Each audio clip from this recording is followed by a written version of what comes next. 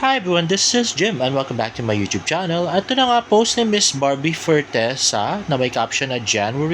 At ito na nga may caption na January, just when you think it can't get any better, it does. It always does. Oh, diba? Grabe. I'm so happy for you, Barbie. At napakaganda ng January mo pala. At yun na nga yung mga books na binabasa niya, The Housemate at Welcome to the Yamungdong Bookshop. Sorry, yung Namdong Bookshop.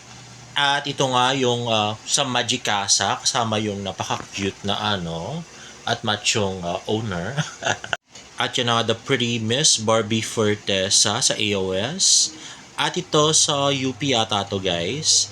At ito yung nakipagkita siya sa tatlong director. At ito yung flight niya sa Cebu kaya to, no? Nag-break pa siya doon. At yan nga kasama si Tita Ami Fortesa na natulog na while on the way. At next ay ano to, recording. At yan, yung birthday ni Pau na ex ni Ryan Ba. Ito yung jogging sa Ayala. At ito, saan cafe ba to guys? Anyway, ito naman yung sa awards night ni Barbie or awards afternoon ni Barbie Fortesa sa Lasal. At ito, Barbie Fortesa sa Basta Cafe. At yan na nga si Barbie in leather jacket for unang hero. I wonder ano to, no? At ito naman, yan, 12 hours in. Ayan, si Barbie. Oh, naupo siya dun sa Ang cute. Parang bata maliit. At yan, mga wine. At next, Barbie with Miss Boots and Miss Chara Santos. Ayan, the cute Miss Barbie Fortesa. At yan, pinost nga, January. Caption ni Barbie. At House of Little Bunny PH. Yun pala yun. Yung nakaupo siya. At next naman, yung mga comment naman basahin natin. Ayan, 2 heart kay Miss Rita Daniela. At sabi ni Barbie, nag-comment siya ng happiness. At si Pao Yung, oy grabe, yung girlfriend ni Ryan, ex ni Ryan Bang sabi ni Barbie, Pao Yung, Huyong, love you. At si Keb Sahoy, congrats be, January pa lang palong-palo na ka na. See you sa Peb.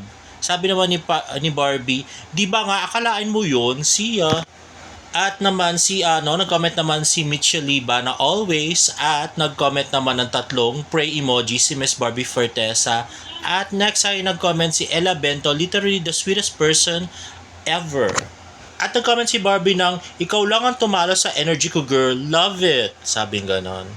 At ayun nga, IG story nga si Jana ng uy ako yun na. Teka nga, same leather jacket yun nito, no? Oo, diba? Kay Janra din pala galing yung leather jacket. Hindi niya pala ginagaya si David. Nagaya sinasabi ng iba na puro connect the dots. At next naman ay post ni Janra Barbie 4 ang walang kwentang podcast guesting for Until She Remembers promo styled by Janra. Ayan na nga, the pretty Miss Barbie Fortesa at yan na nga sila direct. At yan, more pictures of Miss Barbie Fortesa. Napaka-cute. At ito post ng Team Barbie Fortesa. Ayan na nga, Basta Cafe, alang kwentang podcast, Until She Remembers sa cinema February 25, 2026. Ayan na nga, from Barbie Natics, ayan na nga, Barbie Fortesa in leather jacket. Dahil nga malamig, guys. Ayan, napaka-pretty si Barbie. Ayan, at Basta Cafe. At next naman ay post ng Radar PH. Barbie Fortesa says she'll spend Valentine's Day 2026 alone just like last year. Hindi siya sinundan ni David, no? At wag na sana mag-imbento ng istorya na magkasama sila this Valentine dahil wag na pong umasa. Yes, para sa akin, ang natutunan ko sa character ni Concha at ni Catherine ay love may be forgotten, love may be forbidden, pero love will always stay, especially when it's true and unconditional. Kumusta ang puso mo ngayong love month? Oo nga, love month nga. My heart is full and my heart is very happy. I really make time for myself. I've made plans for Valentine's Day for myself. I'll spend it alone, just like last year. And I'm super happy. I'm surrounded with a lot of good friends, kung nakita nyo, ang sipag ko na ulit tumakbo kasi ang dami ko ng mga kaibigan na nagyaya sa akin tumakbo, and it brings me so much joy na nakaka-inspire din kami ng iba to have a healthier lifestyle. So, travel ka ulit. Travel, yes, pero for a bit. I'm gonna attend my friend's wedding lang, pero I'm gonna come back kasi may trabaho na. Thank you po. Thank you! Thank you. Mag-a-attend lang pala ng wedding. Saan kaya, no? Sa kayang bansa? Anyway, ayan, post ng radar.ph, alone but happy. That's how Barbie Fortesa describes her current love state. The actress shared that she plans to spend Valentine's Day on her own, choosing to make time for herself, just as she did last year.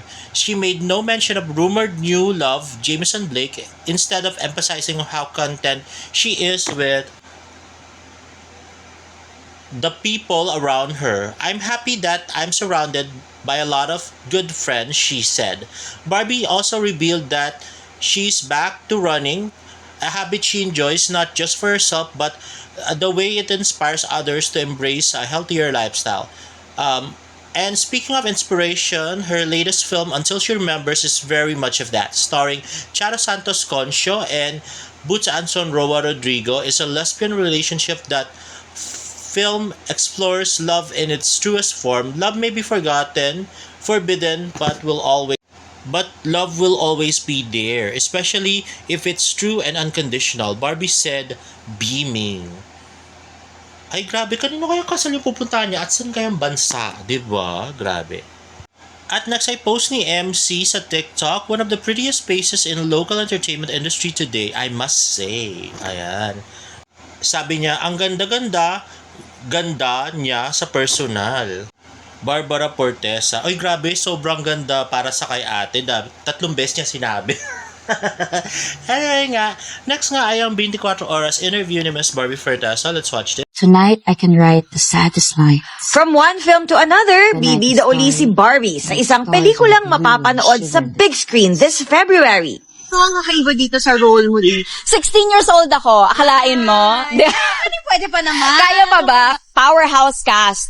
Miss Charo Santos, Miss Boots Anson Roa, Mr. Albert Martinez, and Miss Angel Aquino, directed by the one and only Brillante Mendoza. Yeah. During free time, enjoy pa rin si Barbie sa pagtakbo with friends. Recently nga nakasama niya sa Makati ang kaibigang si Rita Daniela. Matagal ng plano ni Rita talaga na samahan akong tumakbo. Finally natuloy din.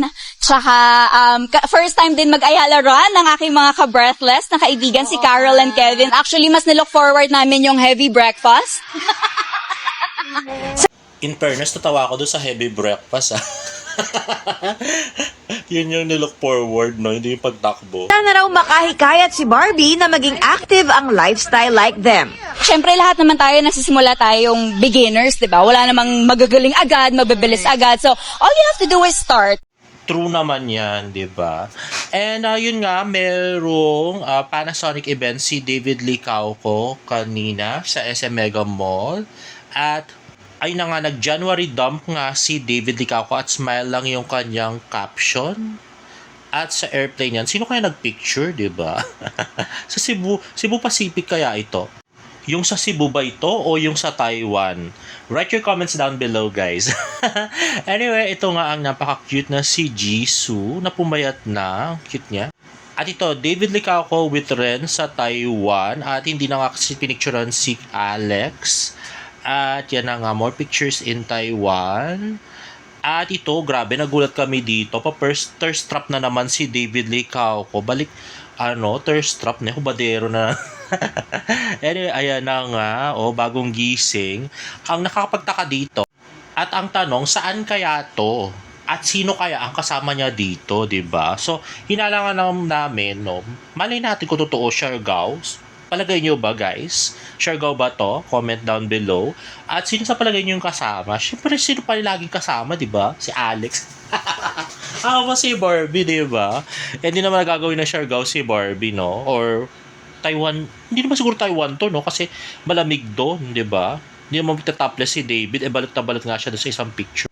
Or pwede ring balisin to, kasi yung yung mga sumunod na pinost nga ni David ay balisin pics naman. Eto nga, so, yung brother niya, pipicturean siya naka-topless. Di siguro. Palagi ko si ano pa rin yun.